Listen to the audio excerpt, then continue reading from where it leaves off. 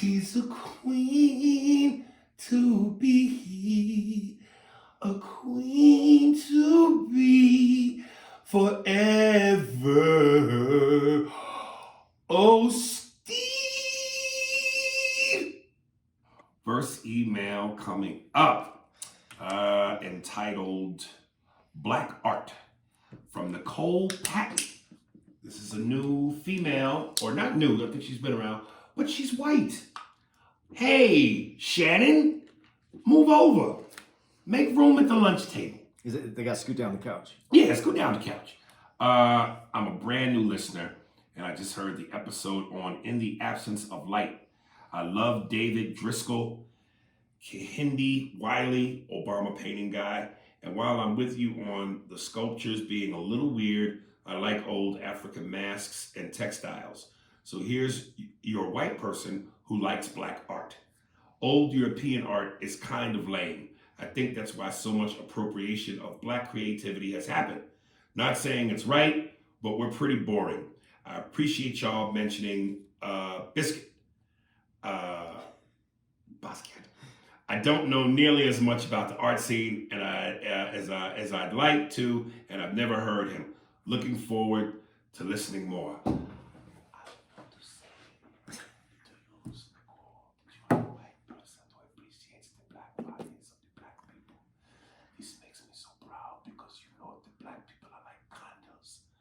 When they put it in the sun and their bodies melt, you can feel the secretions of their dark skin. You can smell the baby oil and the pink oil moisturizer and the cocoa butter and the green grease running down your white nipples, all around your marshmallow knees, and your pink toes and heels.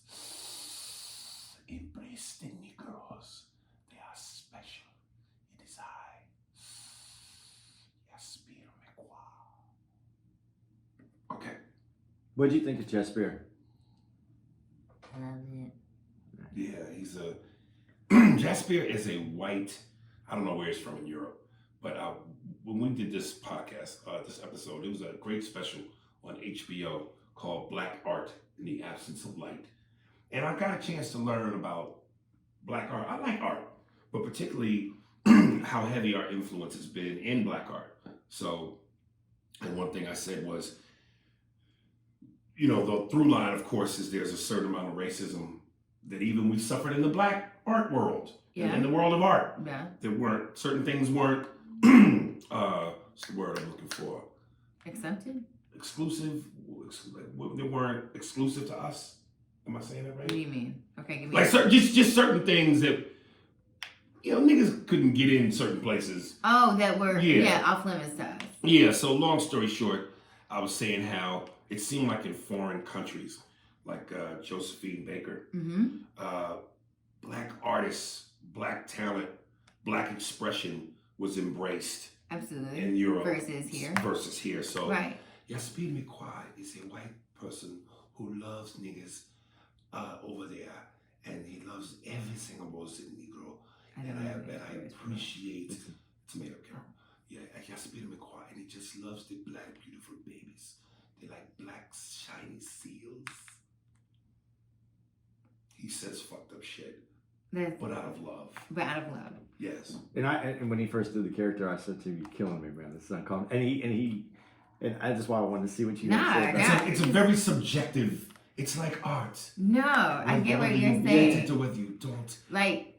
Yes. And even when you made like a comment about Josephine Baker, you know, in Europe versus America, like, white people love beautiful shit, right? I was saying that. You know, I was saying because I'm saying white people love beautiful shit.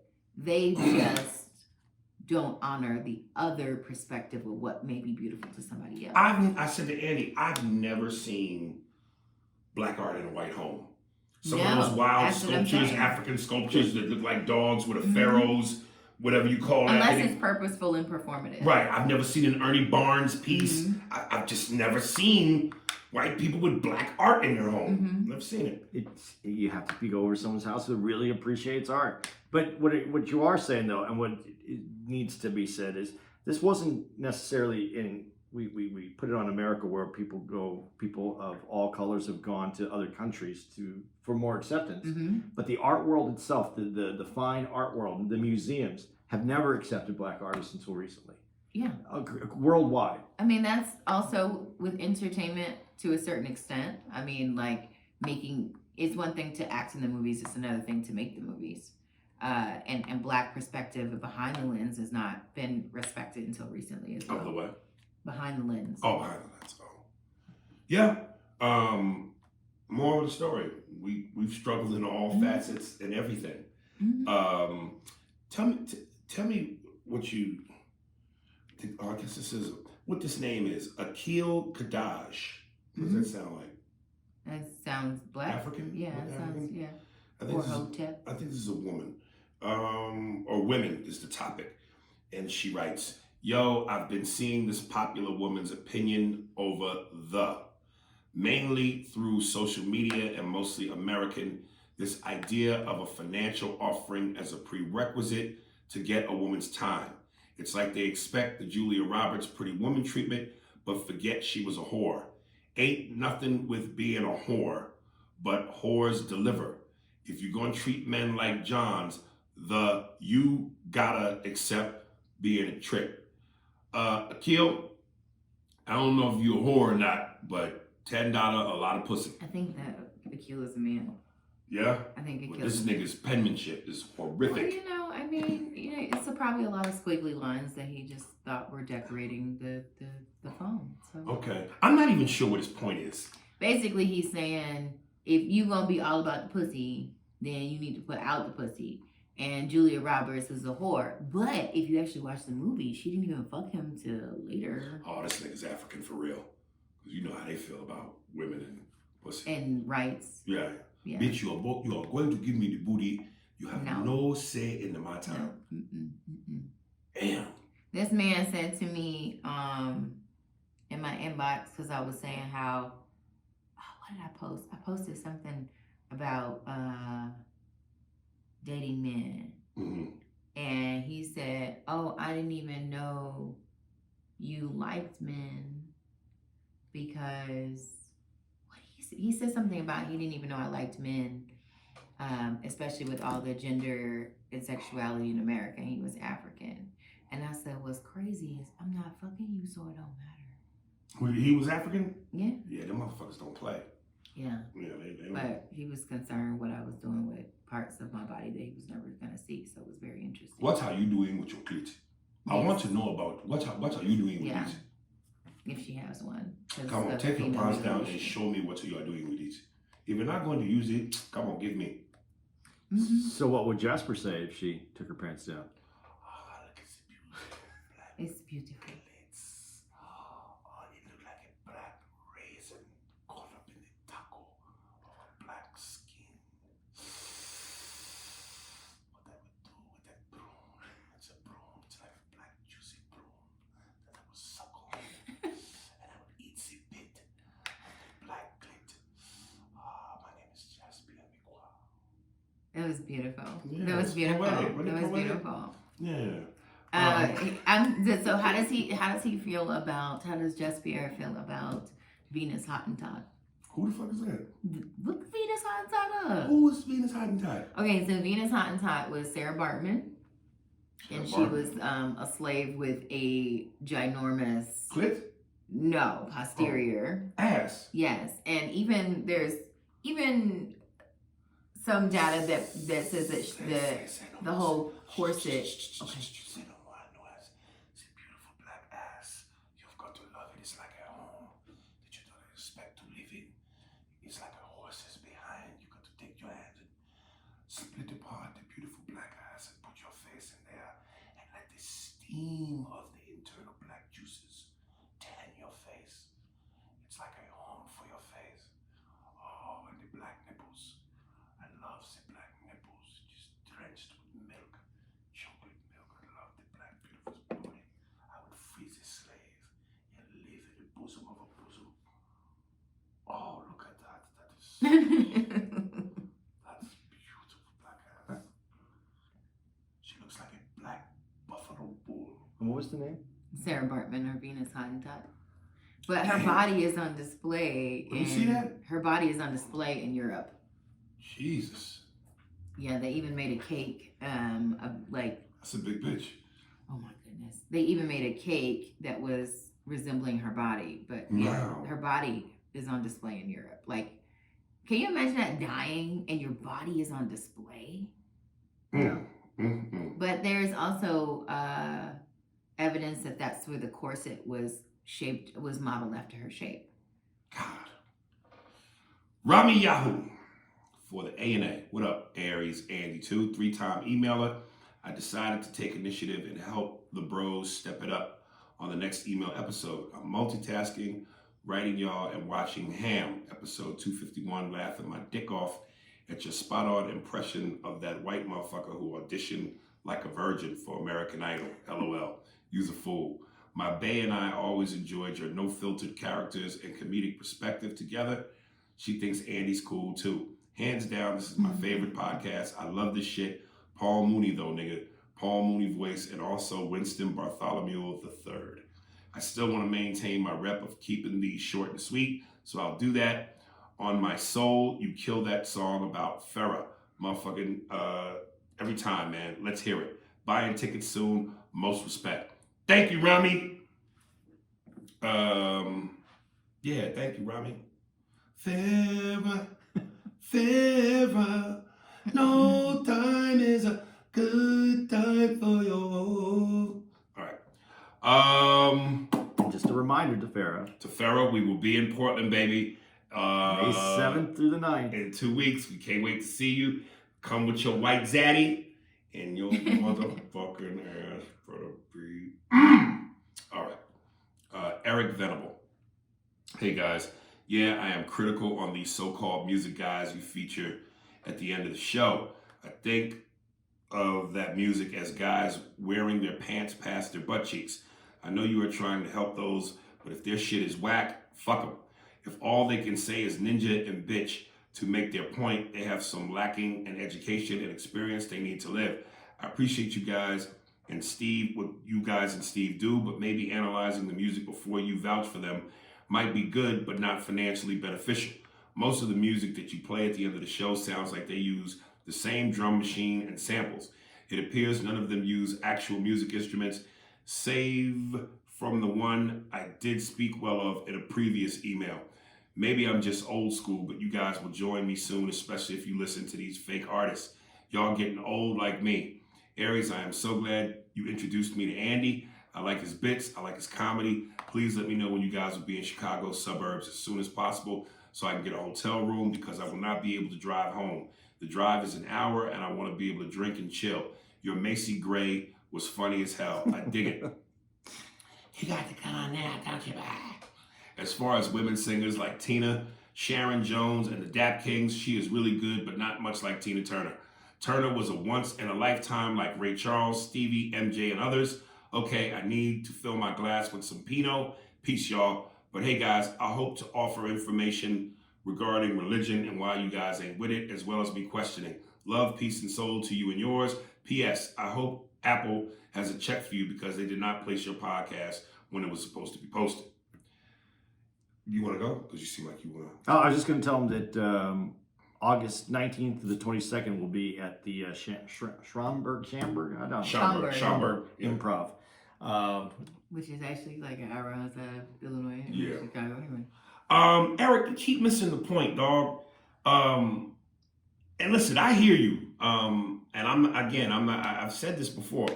I don't always agree with what we play musically. But it ain't about me, man. It's not about Andy. It's about giving people a chance to explore the possibility of their talent at a higher level and hopefully get heard by the right person and, make a difference in their life or career. And if nothing else, what it does for the confidence to know that, you're being heard by other people.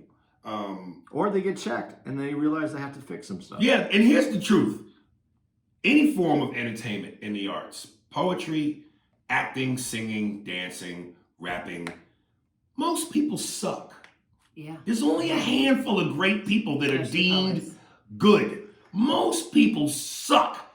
in music and all forms of art. That's why it's so hard to get into Studio 54.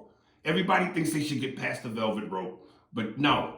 It's a huge line to get in Studio 54, aka Hollywood show business, but not everybody deserves it.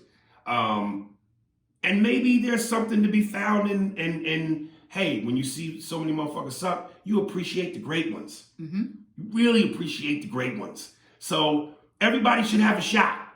What they do with that shot is another story.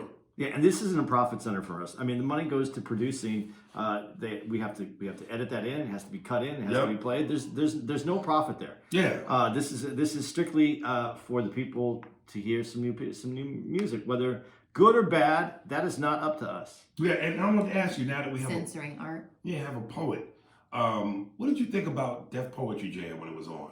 I didn't have the Devil's Kibble growing up. Oh. So, no, I didn't watch it very much, which was just interesting because I'm not super much younger than a lot of the people that were on Def Poetry Jam. I think it was a great platform, and it brought a lot of awareness to. It was one of the few times that poetry was a household name. Well, what's the reason why you don't think it lasted? Because it really didn't have the impact. No, it lasted a few seasons. But it didn't have the impact like Def Comedy Jam, where America was introduced to all these black comics and the door was kicked open and black comedy exploded. It wasn't like Def Poetry Jam came and there was this newfound love for black poetry. I wouldn't say that. I would just say it was on the same scale because I know that they toured Broadway. They did a whole Broadway Def Poetry Jam.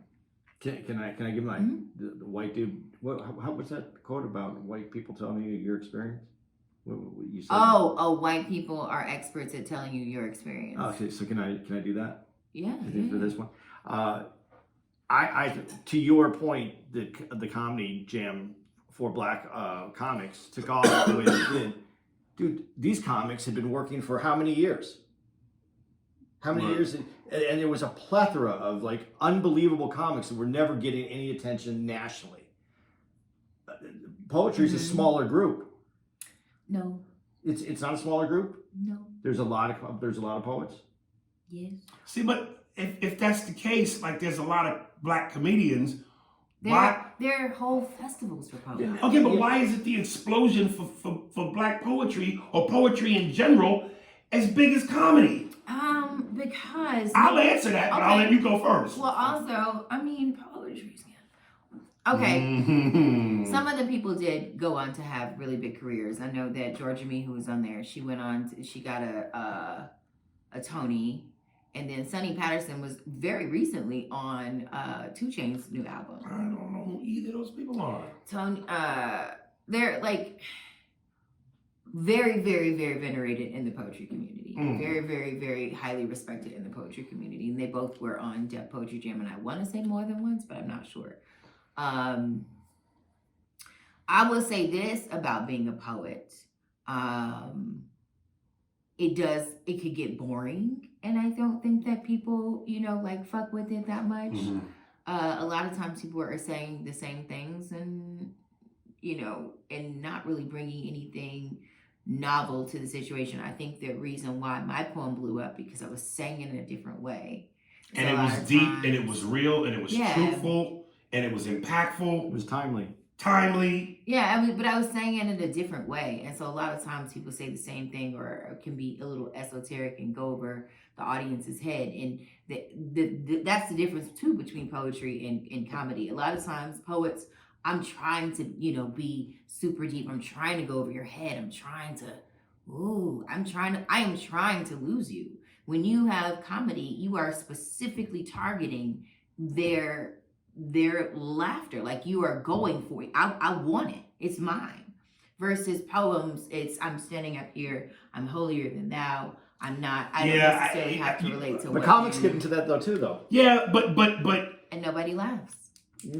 Yeah, there's a lot of comics that people. Well, here's what I always did. I used to do a bit based on a fictitious character called Teddy Jenkins, aka Grassroot.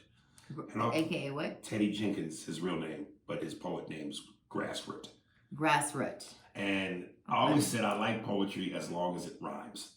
But then there are some poets, and you just said it, where they go over your head, where it's eclectic, and it does. You're trying to follow it, but it's so abstract, and it's too fucking deep. You gotta be on heroin to understand it. You have no crack. Ladies and gentlemen, welcome to the Cocoa Hut. Right now, I want y'all to give it up for world-renowned poet Teddy Jenkins, aka Grassroots. I love your poem. Thank you. I'm Teddy Jenkins, aka Grassroots. This is my poem entitled "Life." What is? What is darkness? What is light?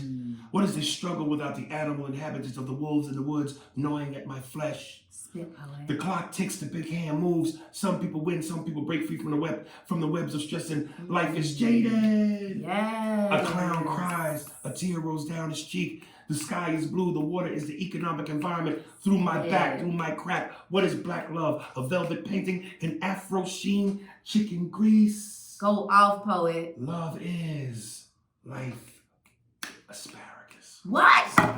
Okay. King, when you said the life asparagus part, like, did you feel where I was going? My pee automatically stunk. You know what I'm saying? Like I was so immersed in the moment that I felt like I ate the asparagus. Yes. King, I haven't heard such good poetry since the last time I heard such good poetry. Queen. The afro sheen, the black lust, a velvet painting, life moves, the sky is blue, the water, the economic environment. You put the me in melanated, King. You put the me in melanated. Call me a country in the Middle East because I stand. You know what I'm saying? Like my third eye is open. Like it had some look in it, and now it's like clear eyes. You know, it's like Visine to my third eye, King. And when I wrote I wrote that, I was barefoot in Portland in the park playing a ukulele. Wow. You were on your Andre 3000 shit. You were on your Andre 5000 shit. Who you think taught him? Wow. I see it. Wow. Life is a cosmos of a mixture of emotions. Snaps. But to your point, this is why people don't like poetry. But exactly. Because nobody tells poets that they're bad. Because that really be happening in the Clubhouse when Clubhouse was popping for those like 4 days. And like you'd be in a Clubhouse and I would be like, y'all heard this shit? This was fucking terrible. But again, when I heard your poem, it was like, and I told you when you first did the podcast, there was a lot of moments where I just went, because I got what you were saying. It made sense. Why do we call them fat asses when we naturally have them? That's understood your it. favorite part. Well, no, there was many, but I watched that poetry jam. I just went, I don't know what the fuck is going on. Yeah, but that's a real thing though. People are afraid to tell. Like poetry is the only art form that you can get into, and nobody is gonna be like, that wasn't good. Or I didn't understand. Right. Because if you have somebody who's doing comedy and nobody is laughing. Right. It's understood.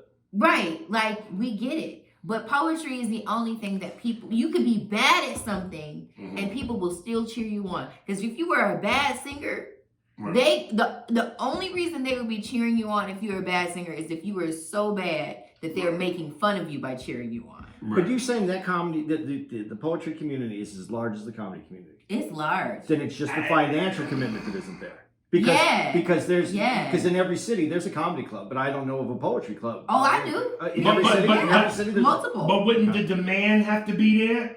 Like if you build it, they will come. People love going to poetry shows. They love I know there's poetry shows all over the city, but not in their own rooms, in their own space. They have a space or a bar or a coffee house or something like that. That's what I'm saying. But in every city, there's a comedy club. Yes. That's what I'm saying. That's what I'm saying. There's no financial commitment to the poets. Yeah, that's true. That's very true. So, but you're saying the community is just as large as community. It's a huge community, but a lot of them suck.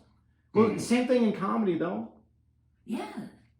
Same thing in comedy. And there's people, like you said, no one laughs, so they should know.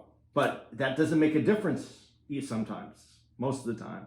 a lot of the time. I've seen comics and I was just kind of like, oh, I'm funnier than this person. Why am I not up here? I'm much funnier than this person. But you know, they be up there and I don't. I be in the audience hating. So.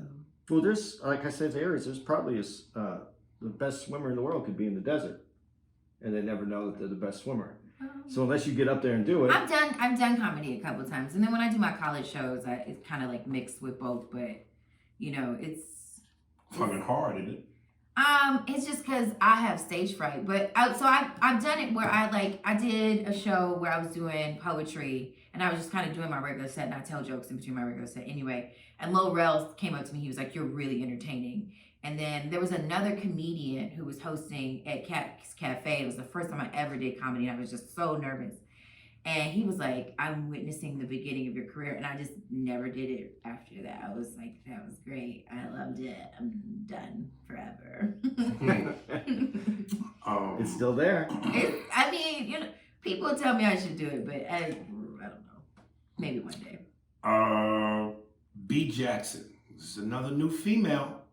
Even though she's written it before. Wait a damn minute. Before I go in, LOL. Hey y'all, and happy Friday. I am listening to Thursday's podcast, and you are about to respond to Farrah's email about the Shamora hate. And I had to pause it to email you. You said that women don't write in. This is actually my third time writing in. I'm not weird about not being read, but don't say we don't write in because we do. I'm sorry, baby. I don't think I've ever seen it, but okay. I may warm the seat, but I also get up and play when needed. And I am a faithful listener, as you probably know by now from our DMs. Just wanted to point that out. LOL. Anyway, continue doing what y'all doing because I love it. And then she has another one. All right now, damn it. Read my shit. Psych. Totally kidding. Just reaching out again to say, hey, I am listening to the podcast now. One day I went on a binge and watched all of Aries' interviews via Vlad TV and Drink Champs. Damn, let me find out. I am low-key obsessed. LOL. Such a loyal listener and would love for you guys to make the podcast longer. Oh, you want the extra dick. I'll take Farrah's spot since she no longer responds. LOL. But I'm sure she's out there. Another SB. What does SB stand for? Sad bitch? I don't know. Andy doesn't look how he... San Bernardino? No, not that. Okay. Andy doesn't look how he sounds. LOL. Totally a compliment. Anyway, I love y'all and Aries. I miss you in my DMs. B. Jackson. You gotta be. She must have saw me on the drink champs. Drink Champs. Yeah. I have to watch it. Just loves Chicos. Protect Andy at all costs. What up, guys? Hope all is well with y'all. This email is appreciation letter for Andy, aka matzo ball soup with the tortilla and the Corona with a like. Do y'all understand this Rick Rubin looking motherfucker has done a lot of cool shit? The man has sold weed and coke, done the purest coke back in the day, only did a short-term bid for possession, worked at Saks, met a lot of famous people, and had a conversation with Louis Farrakhan, owned a Harley. Andy has to be gear and Aries is Static Shock.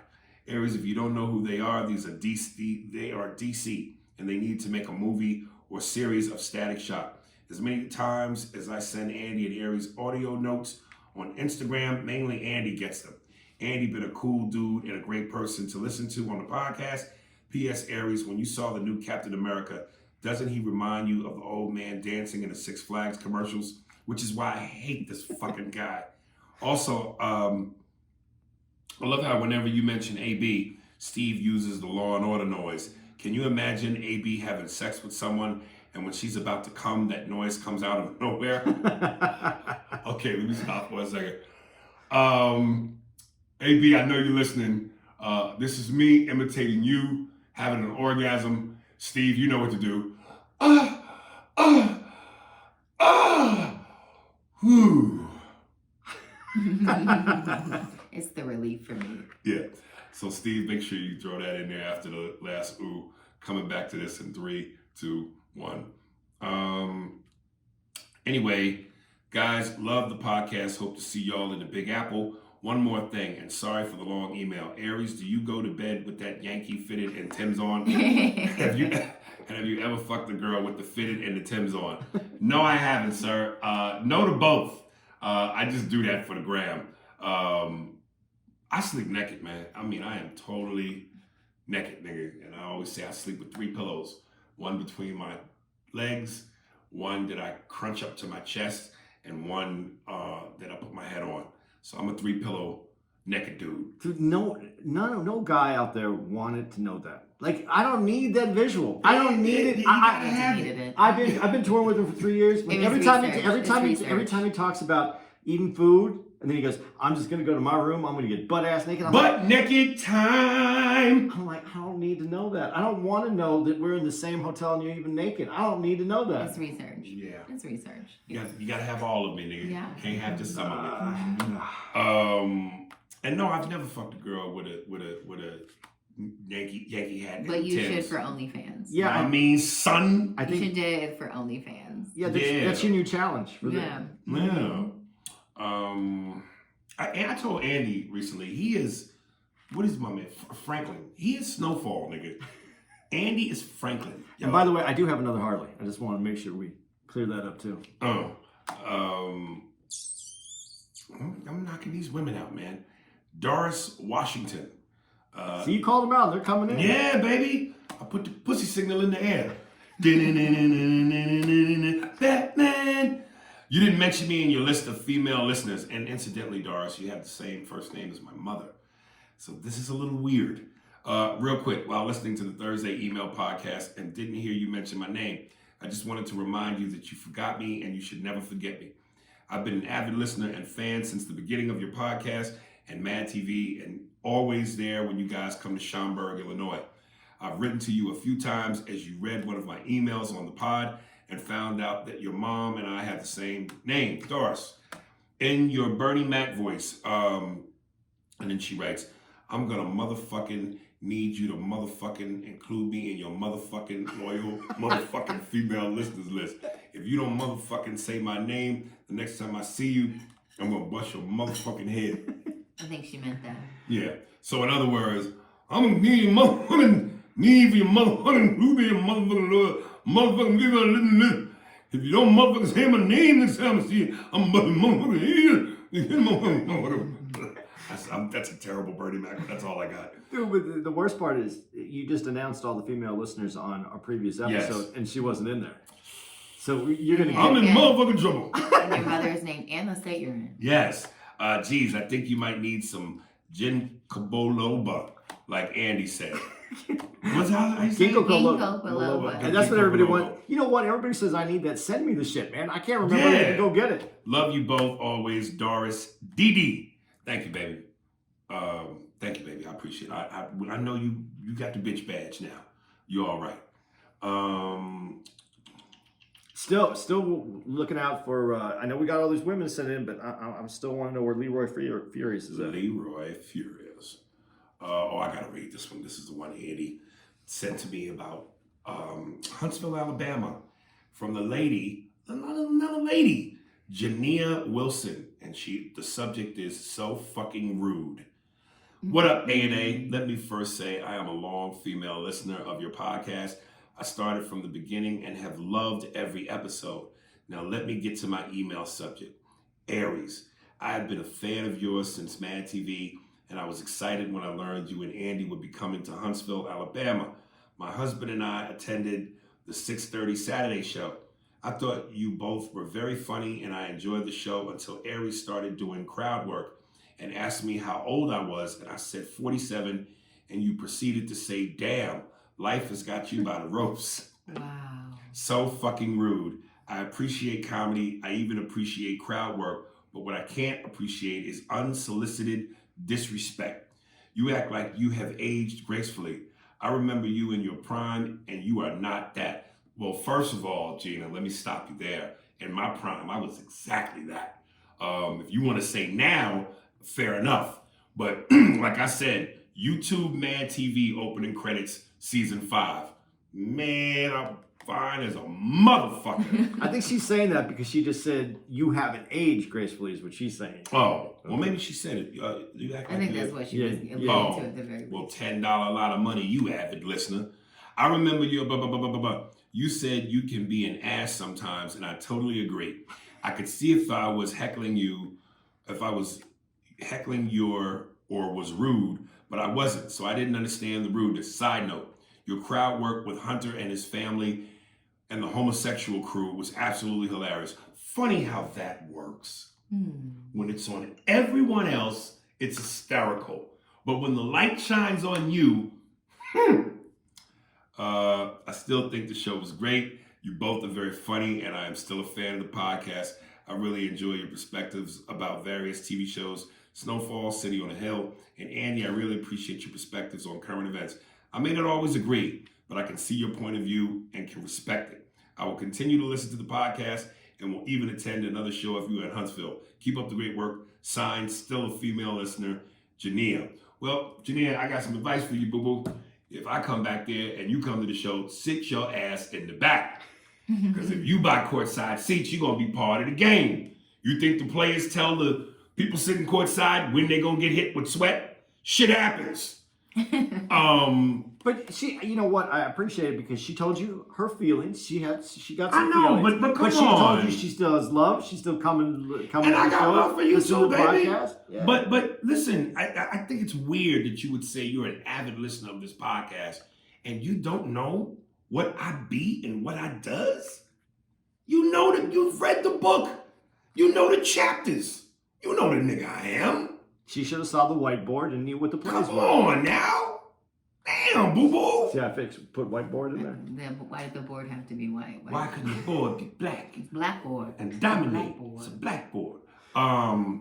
Yeah, sweetie, I got love for you, but you can't. And this is the problem with comedy and audiences sometimes. When you say you enjoyed how I messed with the homosexuals, I messed with the white boy Hunter, it was all giggles. But because it was on you now, it's no longer funny. Come on now.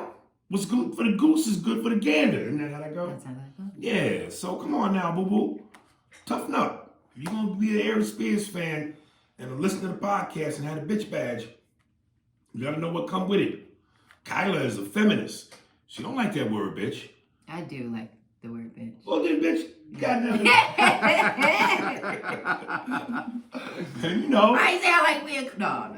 Farrah, Shamor, they got the bitch badges, so don't have me revoke your shit. All right. Who do we have next? I'm gonna read this nigga. He's the one that told me about it. He was really pressing me hard to read this. He got the mango dick. Yeah, Leslie B too. I'm also looking for, man. Yeah, Leslie. Yeah, man. We're looking for some of the dudes that have dropped off. Yeah, Ricky Kelly, email for your podcast. Hey Aries, what's up, man? I've been a long time follower of you ever since the Mad TV days. The best stand-up you had was with Shaquille O'Neal hosting a comedy event with Cedric, you, and some other funny random ass nigga. Big ups to you and your quest of power. As for Andy, I'm new to you.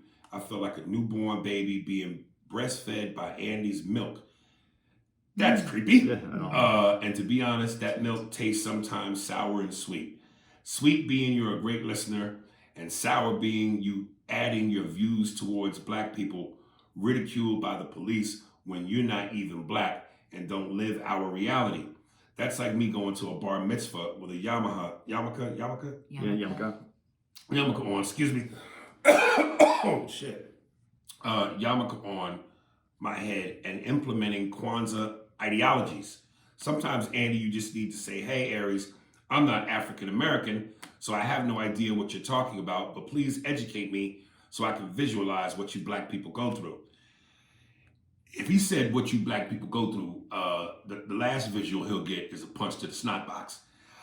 This is in reference to the podcast where Aries got upset at you about you sticking to your narrative about how one should not be taught about oppression that black people went through. You said it shouldn't be forced or somehow along these lines. Anywho, you're a good man, but stay out of black people's Afro grease. Instead of trying to down the Kool-Aid all fast, lap it up with like kittens drinking milk. Drink the motherfucker slow so you can get a sense of how it tastes.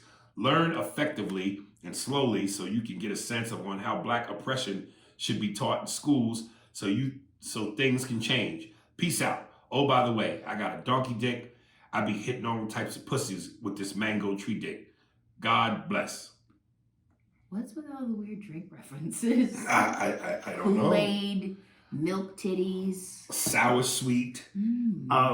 What I'm going to say, and I appreciate the email that you sent in, but I think your giant mango dick that you were talking about is taken away from your hearing, because I never said. Well, what did Kyla say? Niggas with big dicks be dumb. I never said I that. didn't say that. No? I didn't say that. What you say? I said, like, what I said? You don't even know what the fuck No, you but said. I said, oh, broke dick is exquisite. And then my ex, he was very dumb, but he did what he was doing. But I never said that it shouldn't be taught in school. I think where you heard the same thing Aries heard was, I was just saying I didn't think that the kids at that age, at 6, could understand it, and that a different curriculum should be set up for a 6-year-old versus a 10-year-old versus a 12-year-old. That's it should be taught from day one. That was never in question. So I think, again, feelings came out and people didn't hear. But true to what's been going on in the podcast, I really appreciate the listeners who did hear me and also understood what I was saying. So I think you just missed on that one, sir, because I'm not saying it shouldn't be taught at all. It should definitely be taught. And that's not because of Black history, what Black people go through. That's because it's American history, and it's about time America owned up to the history. Here. Literally. Yeah. H. Verrett, agree and disagree. Aries, it's so funny that I agree and disagree with you in the same week. I honestly believe this is the first time I've ever agreed with Andy. The first thing is about the 16-year-old girl that was shot by another one of these punk-ass cops. I completely agree with your Instagram post where you said she was cocking back and about to stab that woman, and at that point she needed to be stopped. The cop tried to get her when she threw the other lady to the ground, who I guess some idiot who was hyping the fight up tried to kick. Once she goes for the other lady against the car, the officer yells, "Get down," 3 times. If that was your loved one against the car, are you trusting a taser or pepper spray will stop them from getting stabbed to death? Where I disagree with you is when you said Black people shouldn't have to enter the police force. They definitely need to enter the force. Andy is completely right. With the current numbers we have in the force, the white officers move quickly to hush us or retaliate against us. This is why so many Blacks toe that blue line. How do you change a system you are a part of? The police force was initially created to protect the property of white people. Why do you think all of a sudden they would start protecting the properties and bodies of Black people? You are falling into that trope that Black people don't want to be police, and that's not true. They keep us out. Both me and my wife have tried to enter various police forces. We've passed all the background checks and tests, but once we got to the polygraph test, there's some white cracker on the other end telling us we do drugs or that we smoke weed, when this isn't true of either of us. I think during the test they can sense which of us will cause a problem and not toe that blue line, so they keep us out. Well, Aries, I appreciate the pod. My wife was in the car during episode 249 as we were driving back from New Orleans, and she was so upset by all the asshole talk. Y'all keep up the good work. Peace. Harrison, Arlington, Texas. I love that we cause problems sometimes. Yeah, it makes me so happy. yeah. You need to go to couples therapy. Yes. Mm-hmm. Yeah, bro, I hear you about the police thing, and when Andy said in order to change the system, you have to infiltrate the system, and it was interesting. I didn't know that would even be a possibility when you were saying about taking the test and keeping you out. That's a perspective that I didn't even know or thought about, which is interesting. But I still stand by what I say when I go, we should not have to become police in order to be treated with the respect and the decency and not fear for our lives by the police whose salaries we pay, who are supposed to uphold an oath. I just don't understand how it's like, okay, so you don't want to get killed by police while being Black? Become a cop. Why should that be an option? That almost feels to me like you don't want to get raped, dress a certain way, act right. I shouldn't have to do that. People not have to be a cop to be treated right by cops. I understand both points. I understand the point that there needs to be Black people in the same position having the same amount of authority over Black people, or that the authority shouldn't be relegated to just white people. But I also believe that Black people shouldn't have to do professions that they don't want to do simply to keep from being killed. And if you're Black and you are a cop, like so many are, and won't expose the bad cops and uphold the blue line of brotherhood, well, then what fucking difference does it make? Mm-hmm. But and I'm agreeing. I want to say this. I do agree with you. You shouldn't have to have a large amount of Black people on the police force to feel safe as a Black person walking down the street. Mm-hmm. That wasn't my point. But my point is that there's a problem in policing, and I think some of the way that could change it and should change it is I think in every minority sector you would want someone that represents you. Yeah. I think you feel safer when you see someone who looks like you. And that was my point about it. I don't think that we should. I think are any of the people any safer that are being harassed and killed by the police when there's Black cops in those same departments no representing them? No, and do they feel safer? I think when you're going down the street and you see someone that looks like you in your head you might feel safer. I don't think that you are safer. I definitely feel like being a dickish cop is not color specific. But if I were being pulled over by a Black cop versus a white cop, now there was this one nigga that definitely gave me a ticket. But if choice being pulled over by a Black cop versus a white cop, I would definitely rather be pulled over by a Black cop. I would feel less exposed or less vulnerable to harm if I got pulled over by a Black cop. But I like that you also said that wouldn't also necessarily. No, because that man cost me $400, so fuck him. I did read an article recently that I don't know if anybody cares about this. And when we talk about the police force and policing, and the reason why I think that it would be better to have more minorities involved in policing is because anytime you get a wider variety, it enhances the conversation and it lets more people clued into what other people are going through. But what I read was, it's not just the policing. There are certain people, if you look at these records of the cops, that are just aggressive and have most cops won't ever use their gun, won't shoot their gun. But cops that have killed people have multiple uses of their gun. So there's some relationship to a person, and that wasn't color specific. That was just about how someone would use their weapon. Not to mention, if you really want to fix this a little bit easier, and I'm not saying we could fix it with this, but it would be a lot easier because they're asking for they want to know everything about the police because they're quitting one place or getting fired from one place. They should be licensed and bonded, just like a dealer in Vegas. They have to be licensed and bonded. And what happens is, as you have infractions up against you, you can't get licensed and bonded. So if you can't get licensed and bonded, you can't be a cop. You got to look at this. It always goes back to the money. If they can't hire you because they can't bond you, and even if you have infractions and your insurance would go up, they should make that come out of your pay. And then maybe it's not worth it for you to become a cop. I think that's insane. That's insane that we have to have this conversation. It's insane, but it's you're talking about people with guns, badges, and attitude. It's a simpler solution. Instead of more Black cops, less white cops. Oh, less policing would be good. Yeah.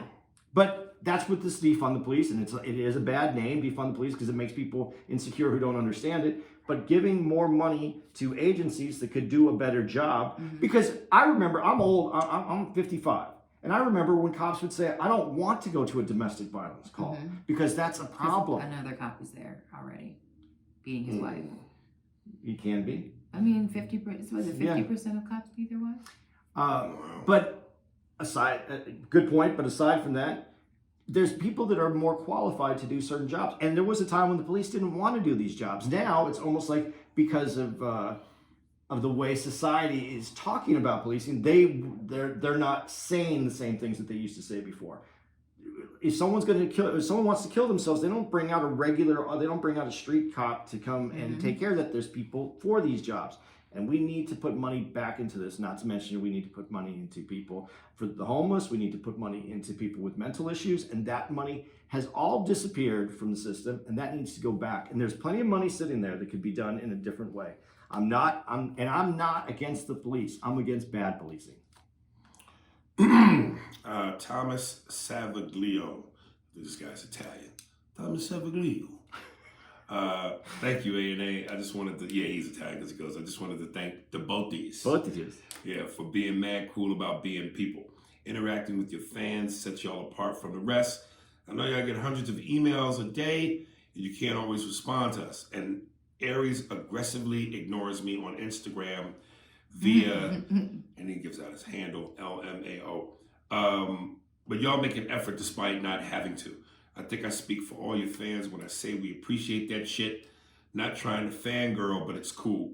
I look forward to y'all returning to the Palisades Mall or anywhere in New York. I've been meaning to point out, Aries, your 50s dating game host reminds me of Keith David. Really? Are we talking about the same thing? He's not talking about Brett Butler. That's the only guy. Brett Butler, yeah. 50s dating game host. I mean, I can see a little Keith David. Keith David? From like The black dude. Yeah, from No. From what is the movie? Dead Presidents. Dead Presidents, yeah. No. Far from it. Because he does have kind of like a jumpy. Nah, but his voice is gravelly. I think maybe that's what he was talking about, the jumpy cadence, not necessarily the sound of it, but the cadence. Brett Butler, the 20s, 30s radio guy voice was racist. Oh, that's nothing like Keith David. Okay, when you did it like that. But I think it was the initial jump. Steve, you don't have to play any music for that one because it really wasn't a bit. It was a response. Coming back in 3, 2, 1. But we will be at Levity Live in West Nyack, October 8th through the 10th. Yeah, Is New York officially... yeah, they're open up. But what do they call it? Tiers? Like Capacity, I think they're at 50% right now. No, but what stage? Like they said here, we're in stage 3 of opening up. Do you know where New York is in terms of its stage? No. Right. But I know that they're open up. I know the comedy clubs are opening back up. God, I haven't been in Gotham in No, over a year. Yeah, it was so sad because when I went into the city a couple times, and Gotham still had the posters up from what was March when it closed down. So, Really? Yeah. So, Damn. I'm sure that's different today, but that was like a few months ago. Thomas Savaglio. Yeah, you Italian. Another Italian? Make sure, no, it's the same Oh, fucking same guy. guy. Make sure when we come out, you come and see us. I might have Uncle June and Uncle June and Janice with me. Maybe Christopher. It's gonna be a great fucking time. Come out, you fucking wop. All right. Oh my God. Yeah, I know. That probably was a little too much. Probably. Yeah, but fuck it. He knows what it is. All right, let me do Kolsch, and we'll go out on him because we don't want this nigga to drown himself. You should play. He should have music though. He should have that Indian music. That. I like that. Yeah. Indian music. Right behind you while you're talking though, because that's that very light. Yeah, we'll try it on this one. Matter of fact, Steve, to Andy's suggestion, as I read this, give me a little bit of that Indian music. Yeah. 45 minutes, one song, Indian. Yeah. That shit you can't understand when you walk in the But you feel it though. You get that sitar music going. Is that what it's called, sitar? All right. Kolsch, A&A forever. What up, partners? A&A, with so much going on currently, simply felt compelled to ask you both this question. How would y'all want to be remembered now with everything going on in the world? When I say remembered, I'm specifically referring to who you are, not as comedians or what you did. Thoughts of legacy creep in. Love and peace, my partners, Kush Soul. I don't know. Not being a comedian, what would you be remembered? I'd like to be remembered for being a good dad to my kids, man. Okay. I'd like them to. I want them to feel like I got better as a dad as I got older. Right. They appreciated me more as we got older. As I grew, I became a better dad because I think I was a good dad, but I don't think I was the best dad. I'm still working on being a dad. How would you want to be remembered if you were poetry? Oh. Yeah, did you just go Japanese I on know. that? Oh, Oh my goodness. I would like to be remembered as a extraordinary creative. an unfiltered, multifaceted creative. Gay. No, but I mean, I like to write. I like to make people laugh and think and paint and do a bunch of stuff. So I like just being artistic. I like that, like in the entire capacity of it.